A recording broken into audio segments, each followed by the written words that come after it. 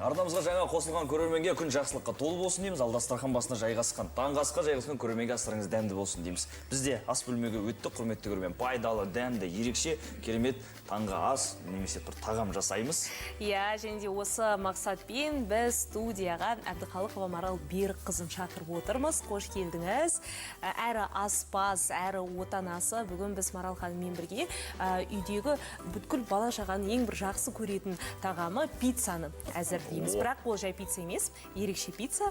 Марал ханым, ар жағын енді өзіңіз түсіндіріп берсеңіз. Қазақстан, қайрақтан Ольга, Нұржан, сіздерді көргеніне қуаныштымын. Бізде. Бүгін сіңімді таңғы ас дайындаймыз. Соған бізге енді мен көп баланың анасымын ғой. Сол себептен бізге сіңімді таңғы ас болу керек. Таңғы асымыз біздің сіңімді болу керек және тоқ болу керек қой.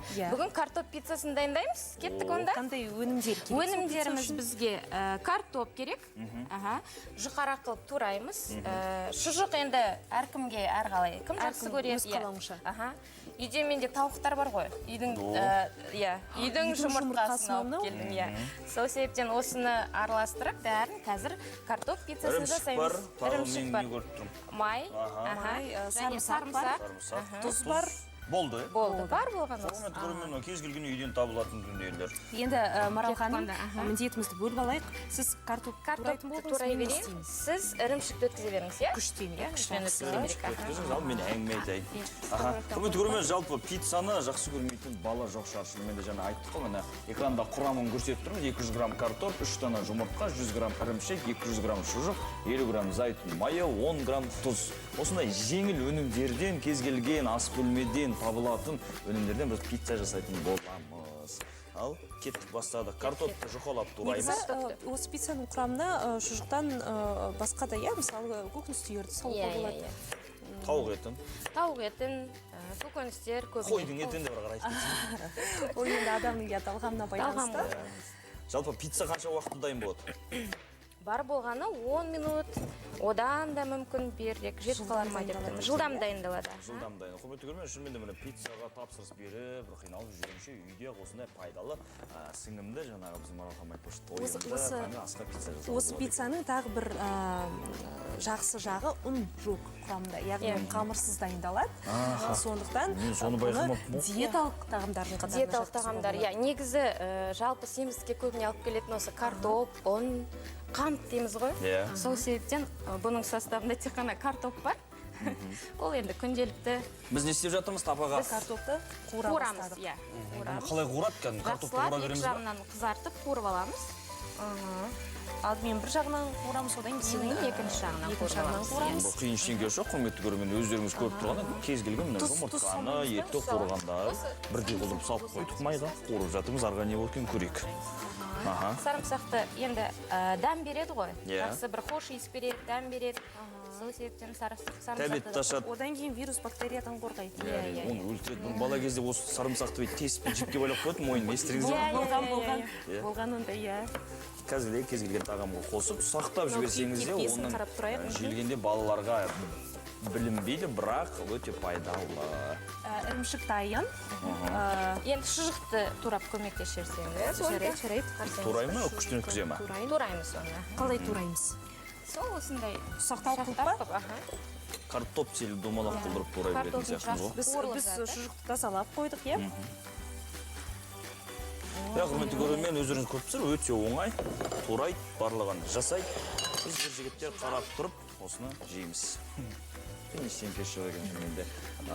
Жалпы Марал ханым айта кетіңізші, осындай таңғы асқа тағы да сіз айтқандай сіңімді, тойымды не жасаса болады?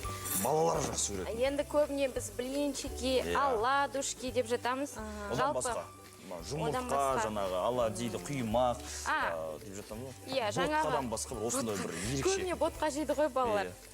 Сол ботқаны жақсы көрмейтін балалар болса, осындай түрде жасаймыз. Және де нанды да кәдімгі бөлкен нанды турап-турап осылай жұмыртқаға аунатып пісіріп жүреді ғой аналарымыз. Сондай жасаймыз. Енді түрі көп қой. Ол негізі адамның қиялына байланысты. Таңғы асты дайындаудың жолдары өте көп. Марал ханым, қарай салыңыз, осылай турап жатырмын, төрт бұрыштап. Иә, олай да болады. Дұрыс па? Дұрыс. Негізі кішкене өзгеріс енгіздіңіз. Жалпы осылай да болады, осылай бетіне салуға және турап та болады. Екі түрлі қолда турай бер. Бола береді. Домалағын жаңа қиялға байланысты деп жатырық қой, әркімнің өз фантазиясымен таңғы жаңағындай салып жатырмыз. Үш жұмыртқаны жарып алдық, тұз салдық. Енді оны жақсылап араластырамыз. Тұздан басқа да дәмдеуіштерді салуға Иә, болады. Әркім қалау бойынша бұрыш салса. Қиын емес қой, өздеріңіз көрсету. Әрине, ер адамдар жасай салатын тағам.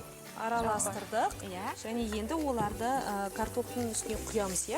Әттең, құрметті көрермен, сіздерге мына сарымсақ пен картоптың бір әдемі майда қорылған иісі, камералар бере алмай тұрғанын қараңыздаршы. Біз де сезіп, оны көріп тұрмыз.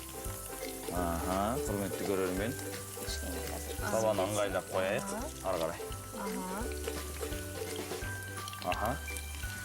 Табақ ыңғайлы болып тұрсын. Жалпы ас бөлмеде қыздар қауымында осы таңнан оянғаннан кейін ең бірінші ойланатын және қиын сұраға таңғы асқа не жасаймын, түскі асқа не жасаймын, кешкі асқа не жасаймын? Иә, дәл солай. Аналарға көріп отырған қыздарға кеңес берейікші, бүгін таңғы асқа пицца жасаймыз, түскіге, кешкіге неге жасаса болады, осындай. Марал ханым, қарай салыңызшы, мынау жете ма тақтурайын ба? Жетіп қалады. Жетіп қалады. Бізде өйткені табағымыз кішірек болып тұр. Сонымен балаларға не жасауға болады? Аналар көмектесейік. Біздегі күнделікті проблема ғой сол, не жасаймын дейміз. Енді планды заранее құрып алам өзім, өз басым. Қалай? Лайфхак бөлісіңіз. Иә, лайфхак, өзім жалпы лайфхак түсіргішпін ғой. Сол себептен күнде уже заранее дайындап тұрам, бүгінге не жасаймын. Егер кейде балаларым айтады, мама, бүгін манты жасайықшы, бүгін пельмен жасайықшы дегенде жаңа. Өздерінен де ұсыныс болады, өздерінен де, иә, өйткені өсіп тұр ғой балалар. Солай кішкене келісіп аламыз. Қандай көмек керек? Қазірше болды. Болды ма? Болған жоқ әлі? Жоқ, әлі болған жоқпыз ғой. Иә, мынаны пісіріп жатырмыз.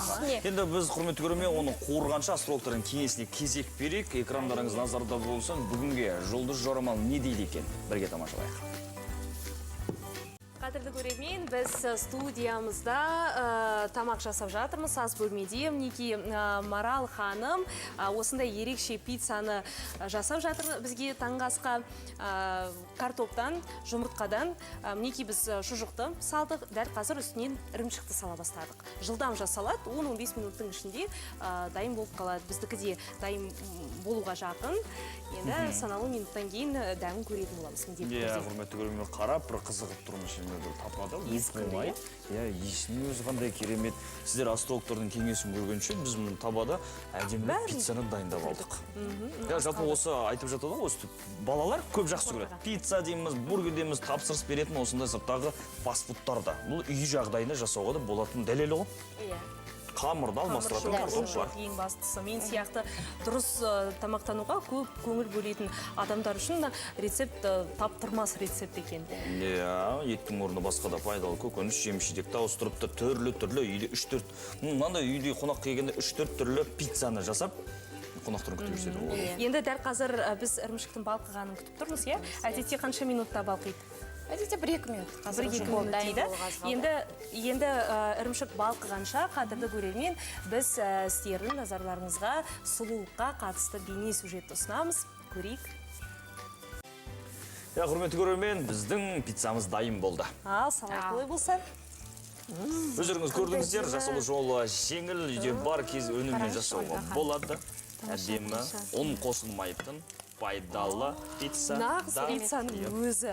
Онсыз болса да, қамырсыз болса да, нағыз пиццаның өзі пиццадан айнымайды. Ана сарымсақтың иісі күшті болып тұр. Ал, құрметті көрермен, бүгін бізде таңғы аста пицца. Сізге көп рахмет. Уақыт бөліп келгеніңізге, осындай әдемі кеңеспен бөліскеніңізге міндетті түрде видео жасаймыз. Көріп отырған аналарға да, көрерменге де шынымен де пайдалы болды деген ойдамыз. Ал, не істейміз енді? Дәмін көрейік, е? Дәмін көрейік? Бисмилла. Ас болсын. Таңғы астарын ішіп отырған көрермен болса, астарыңыз дәмді болсын дейміз. Дәмді ашқын болсын дейміз. Осы пицца міндетті түрде жасаңыздар. Ал, бисмилла. Ірімшік қандай? Керемет. Дәмді екен. Мен ет жемеймін, қадірлі көрермен. Егер пиццаны шұжықсыз жасағанымызда мен де дәмін көретін едім, бірақ мен ет жемеймін. Марал ханым, рахмет сізге көп осындай пиццаның дайындалу жолымен бөліскеніңіз үшін, біздің студиямызға келгеніңіз үшін. Сіздерге көп рахмет. Өте қуаныштымын сіздерді көргеніме. Жақсы, қайырлы күн, Қазақстан болсын әркез. Тамаша, құрметті көрермен, осымен бізге берілгенде уақыт тәмам. Біз сіздермен ертеңге дейін қоштасамыз. Күн жақсылыққа толы болсын, қарымдарыңыз тоқ жүрсін, бай қуатты болыңыздар. Біздің эфирімізді әріптестеріміз жалғастырады. Сондықтан да Еуразия бірінші арнасы қосылу болсын. Алыстамаңыздар, сау болыңыздар.